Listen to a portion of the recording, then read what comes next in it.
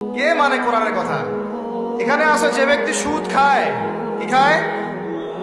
আরো আসতে বলেন, যে ব্যক্তি সুদ খায় সে যেন আল্লাহর সাথে যুদ্ধ করে, নবীর সাথে যুদ্ধ করে।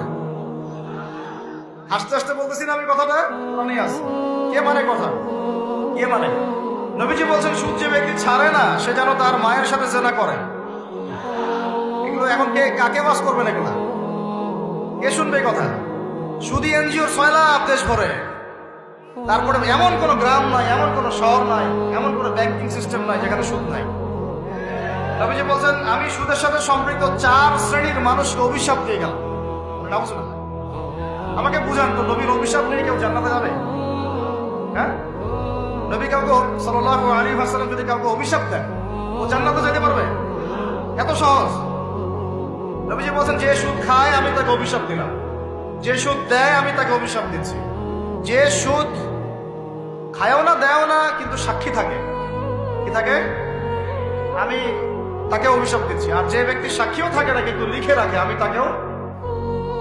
বলেন তো এর মধ্যে পড়লো কিনা? সিস্টেমটা পড়ে নাই?